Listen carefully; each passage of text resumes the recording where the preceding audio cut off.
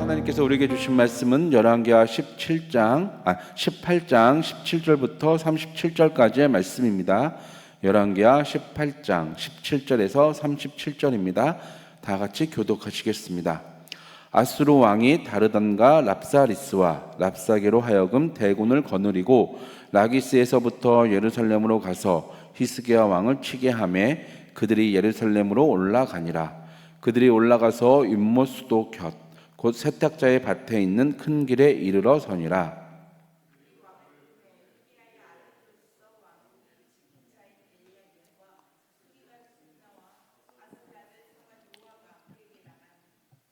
랍사게가 그들에게 이르되 너희는 히스기야에게 말하라. 대왕 아수르 왕의 말씀이 내가 의뢰하는 이 의뢰가 무엇이냐.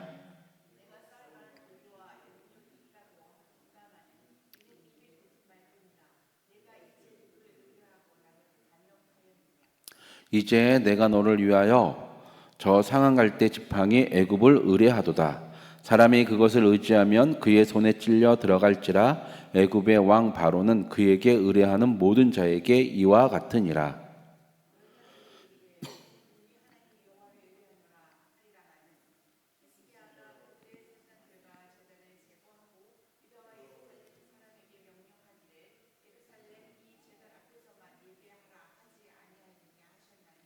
청하건대 이제 너는 내 주 아수르 왕과 내게 하라. 내가 만일 말을 탈 사람을 낼 수 있다면 나는 내게 말 2,000마리를 주리라.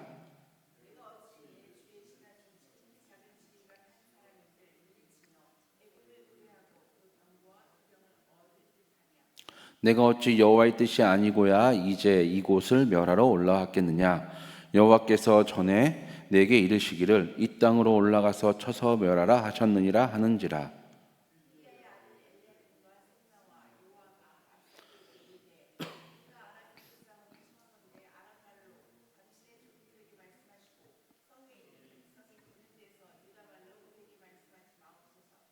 랍사게가 그에게 이르되 내 주께서 내 주와 내게만 이 말을 하라고 나를 보내신 것이냐?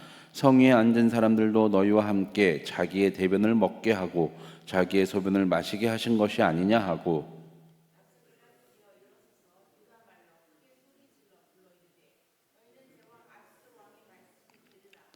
왕의 말씀이 너희는 히스기야에게 속지 말라. 그가 너희를 내 손에서 건져내지 못하리라.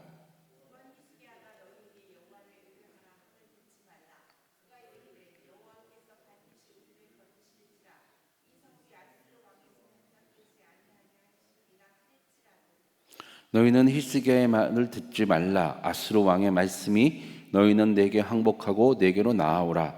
그리하고 너희는 각각 그의 포도와 무화과를 먹고 또한 각각 자기의 우물의 물을 마시라.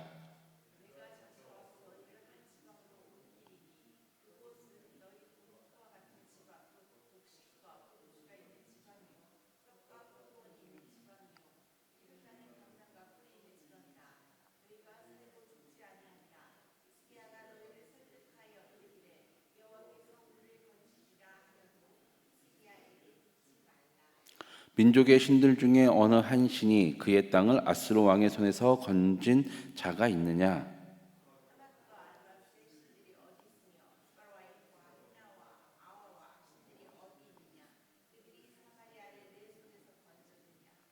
민족의 모든 신들 중에 누가 그의 땅을 내 손에서 건졌기에 여호와가 예루살렘을 내 손에서 건지겠느냐 하셨느니라.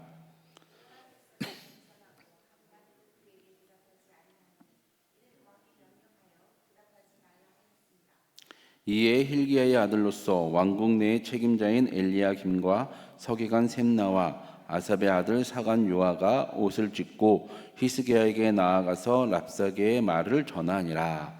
아멘. 네, 오늘 본문이 무척 깁니다. 오늘 17절에 시작한 데서 좀 약간 이상한 부분이 하나 있습니다.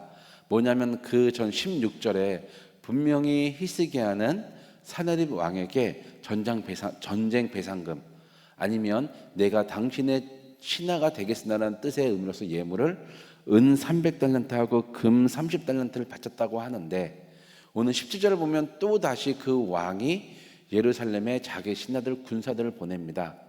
이게 좀 어떻게 보면 맞지가 않는데, 저도 이게 읽으면서 많은 고민을 해보고 생각을 해봤는데 아마 이럴 것 같습니다. 사내림은 히스기야가 사신을 보내어 자신에게 전쟁 배상금 아니면 그 돈 하여간 조공을 바치는 걸, 내가 당신의 말을 듣겠습니다, 모든 것을 내가 듣겠습니다, 그렇게 얘기함에도 히스기야가 그 마음속에 갖고 있는 그의 욕심, 그의 야욕, 어쩌면 열망, 욕망이라고 할 수 있는 것 무엇입니까? 아스로부터 독립해서 속국에서 벗어나 자신의 독립국의 그 위치를, 지위를 유지하고 싶은 그 욕심을 알고 있었기 때문에 히스기야가 그 불을 끄지 않았기에 다시 한번, 비록 그 돈을 받았고 물러갈 수 있음에도 히스기야가 갖고 있는 그 의지를 꺾기 위해서 군대를 보내어 포위하고 다시 한번 협박하는 그 일일 수도 있습니다. 아니면 분명히 사내립은 그 돈을 받았습니다. 그리고 물러났는데 역사로 보면 히스기야는 지속적으로 아수르부터 벗어나기 위해서 어떻게 하면 아수르를 배신하고 우리 스스로 설 수 있을까? 그래서 아수르에 대항하는 다 작은 여러 나라들과 협력하여 그들의 대장이 되어서 계속 아수르에 저항했던 그 모습을 보여줬기에 다시 한번 쳐들어와서 그들을 다시 한번 쳐들어와서 예루살렘을 포위하고 이번에 그 히스기야와 그들을 따르는 유대 민족, 유대 백성들, 즉 예루살렘 거주민들을 완전히 쳐서 무찌르고 더 이상은 대항하지 않도록 하기 위해서 다시 한번 침공했다, 이렇게 볼 수도 있습니다. 어떻게 정확한지는 역사가들이 밝혀내야 문제이고 우리한테 있어서 중요한 것은 이 17절부터 도대체 하나님이 우리에게 말씀하시는 것이 무엇이냐 찾는 것입니다. 이 17절부터 34절까지의 주되에 말하는 사람은 바로 랍사게입니다. 아수르 대왕의 신하인 랍사게가 이야기하죠. 제일 첫 번째 하는 그의 이야기가 무엇이냐면, 너희가 과연 우리로부터 벗어날 수 있느냐? 너희가 애굽의 바로를 의지한다고 벗어날 수 있겠느냐? 애굽은 이미 우리한테 적고 우리를 상대할 수 없을 정도로 우리는 강하고 애굽은 약해졌다. 그래서 애굽에게 의지하는 것은 도리어 너희에게 손해다. 그래서 상한 갈 때 또 가시나무라고 얘기하지 않습니까? 가시나무를 그냥 치면 가시가 쥐인 사람 손을 찌릅니다. 그런 것처럼 너희가 애굽의 바로를 의지하면 그는 힘이 되지 못하고 너희가 그것 때문에 피해를 입을 것이니 의지하지 말라. 그러면 너희는 그 여호와를 의지하면 이길 수 있다고 생각하느냐? 그것도 아니다. 제일 먼저 얘기하는 것이 히스기야의 종교 개혁을 이야기합니다. 히스기야가 너희한테 얘기하지 않았냐? 그 산당들을, 여호와의 산당들을 다 없애고 너희는 오직 이곳 예루살렘에서만 와서 제사를 드려라. 그것이 여호와의 뜻이다. 그런데 그렇게 했는데 되는 것 같냐? 그렇게 했을 때 히스기야의 말대로 여호와가 너희를 지킬 것 같느냐? 아니다. 전혀 그럴 수 없다. 왜냐하면 그 당시에 그들은, 우리가 신의 가호, 신의 보호, 신의 은총을 받는 것은 신에게 많은 재물을, 많은 사람들이 많은 재물을 드려야 합니다. 그리고 중요한 건 신이 좋아하는 방식으로 드려야 합니다. 그렇기 때문에 우상들, 이방에서는요 정해진 제사 규칙이 없습니다.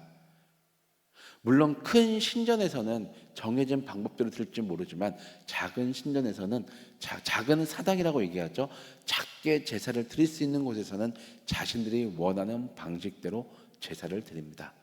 물론 신전에서, 우상의 신전에서 드리는 제사도 그 신이 정해준 방식이 아니라 우리가 이렇게 제사를 드립시다, 이렇게 하면 우리 신이 좋아할 겁니다라고 해서 그들의 제사장들이 모여서 같이 합의한, 같이 인정한 방식이지 여호와의 방식이 아닙니다.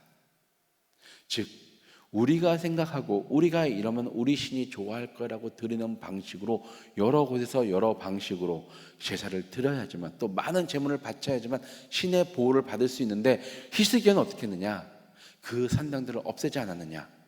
그리고 한 가지 방식으로만 와서 예배 드리려고 했는데 신들이 너희를 지키겠느냐? 봐라, 내가 이곳에 온 것은 너희의 신 여호와가 보낸 것이지 보낸 것이지 너희를 구하기 위해서 나를 보낸 것이 아니다. 또 그는 이렇게 얘기합니다. 저 사마리아를 봐라. 사마리아를 보십시오. 북이스라엘이 멸망한 이후에 아수르는 그곳에 여러 지방에 살고 있는 신들을 섬기는 민족들, 이방 민족을 데려다 옮겨 놓았습니다. 그 이야기가 어디서 나옵니까? 그 이야기가 33절 34절에서 나옵니다. 이렇게 얘기하죠. 민족의 신들 중에 어느 한 신이 그의 땅을 아수르 왕의 손에서 건진 자가 있느냐? 잘 봐라. 하맛과 아르밧의 신들이 어디 있으며 스발와임과 헤나와 아와의 신들이 어디 있느냐? 그들이 사마리아를 내 손에서 건졌느냐? 왜 북이스라엘을 얘기냐면 북이스라엘도 너희와 같은 신 여호와를 섬긴다고 했다.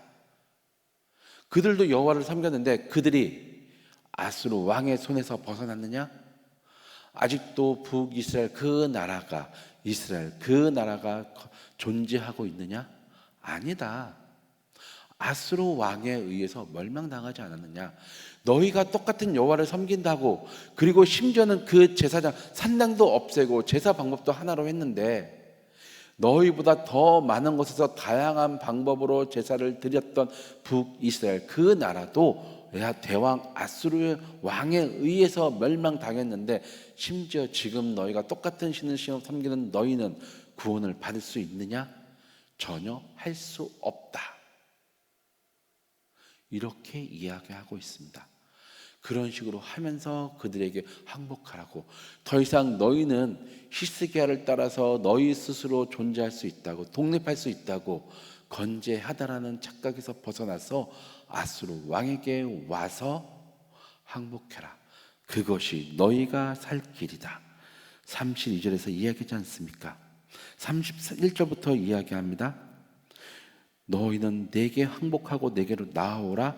그리하면 너희는 그의 포도와 무화과를 먹고 또한 각각 자기의 우물의 물을 마시리라. 그리고 무엇이라 얘기합니까? 항복하면 아수르 왕이 너희에게 자비를 베풀어서 지금 너희가 살고 있는 그 땅과 똑같은 곳으로, 비슷한 곳으로 이주시켜서 너희가 잘 살 수 있도록 아수르 왕이 너희를 보호할 것이다.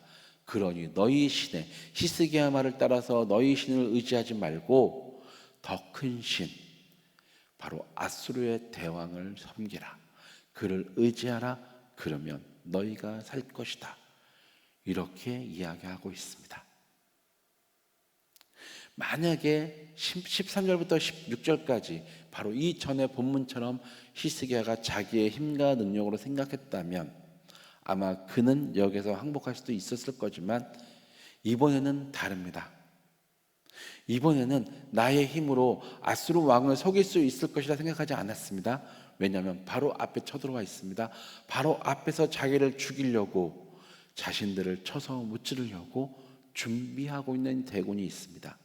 그러게 이들은 이제 히스기야는 마음을 다시 잡았습니다. 히스기야는 다시 마음을 잡고 전에 했던 것 같이 여호와를 의지하려고 마음을 잡았습니다. 그래서 어떻게 명령을 내립니까? 어느 누구도 랍사게가 너희에게 하는 말에 대답하지 마라. 이 말은 무시하란 말입니다. 그는 지금 사실이 아닌 걸 이야기하고 있습니다. 너희의 신 여호와가 나를 보내서 너희를 치라고 하고 있으니 너희는 너희 신의 여호와의 말을 따라서 나에게 항복하라. 그러면 너희가 벌을 받지 않는다. 너희의 신 여호와가 원하는 것은 너희가 히스기야와 함께 우리에게 아수르 대왕에게 저항하는 것이 아니라 항복하는 것이다. 거짓말을 하고 있습니다. 그러니 이야기합니다. 그건 사실이 아니니 어느 누구도 거기에 대답하지 말고 그 도발에 넘어가지 마라. 조용히 있으라. 그것은 사실이 아니다. 우리가 섬기고 있는 그 여호와가 우리를 지킬 것이다. 37절을 보면 그 랍사게를 맞아서 그가 이야기하는 요구 조건을 듣고 왕에게 전달하러 갔던 그 대신들, 신하들이 어떻게 합니까? 옷을 찢고 왕에게 갑니다. 이 당시 때 이 당시의 구약 시대, 이 시대의 근중동, 그 가난을 중심한 그 지역에서 옷을 찢는다는 의미는 여러 가지가 있는데, 가장 큰 것은 첫 번째로 슬플 때, 너무 슬프고 그 상대방에 대해서 내가 어떻게 할지 모르고 뭔가 다짐하고 할 때, 슬픔과 분노가 강할 때 옷을 찢습니다. 두 번째는 나의 죄를 고백하고 회개할 때 옷을 찢습니다.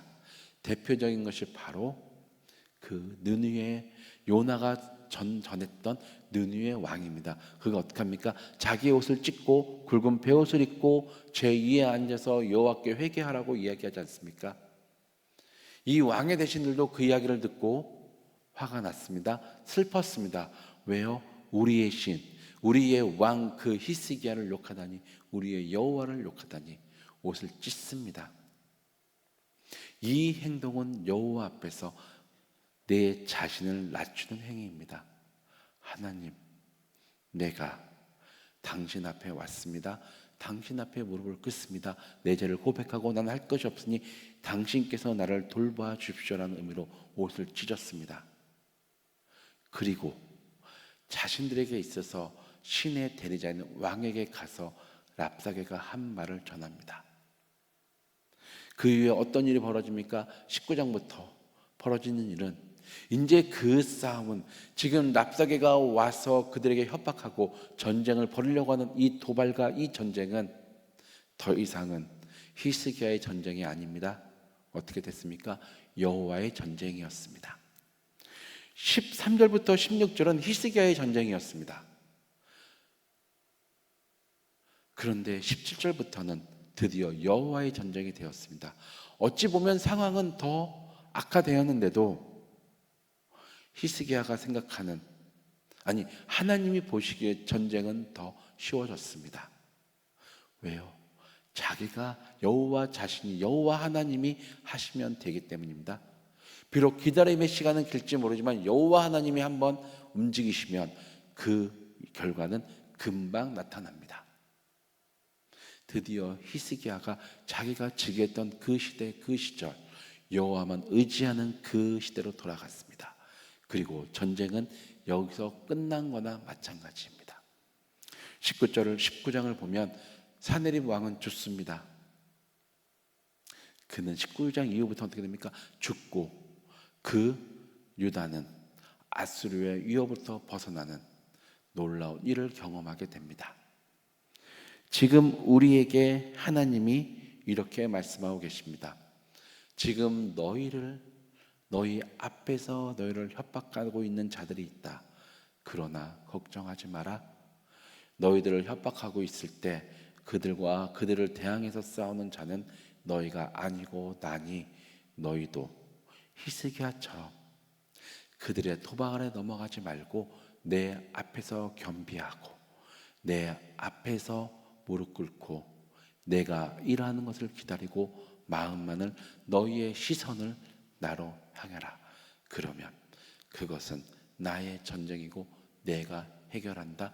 가만히 서서 내가 일하는 것을 지켜만 봐라. 지금도 이렇게 말씀하고 계시는 그 여호와를 의지하며 그분과 함께 오직 그분만을 바라보는 여러분들이 되시기를 기도하고 축원하겠습니다. 기도하시겠습니다. 하나님 감사합니다. 어찌 보면 히스기야와 예루살렘 거주민들은 지금 상황이 더 힘들고 더 어렵고 더 무섭습니다. 자신들을 죽이려고 하는 군대가 그 앞에 있고 그 군대 대장이 나를 협박하고 나를 위협하고 내가 어찌하려고 하는 그 의지를 꺾으려고 하고 있습니다. 그때 그들은 그 도발에 넘어가지 않고 왕의 명령, 여호와의 명령을 따라 조용하며 여호와 앞에 와서 옷을 찢고 여호와 앞에 와서 슬퍼하며 여호와께 의뢰하고 있습니다. 이제 그 전쟁은 여호와의 전쟁이 되었습니다. 여호와께서 일하시면 전쟁은 순식간에 끝납니다. 지금 우리의 상황이 그렇습니다. 주여, 우리도 당신 앞에 나아가 무릎 꿇고 우리의 옷을 찢고 우리의 마음을 내려놓으니 주여, 우리의 상황을 보시고 우리의 힘듦이 당신의 힘듦이 되시고 당신께서 해결하여 주시옵소서. 오직 우리는 우리의 마음과 눈을 하나님께만 향할 수 있도록 우리를 지켜 주시옵소서. 예수님의 이름으로 기도드렸습니다. 아멘.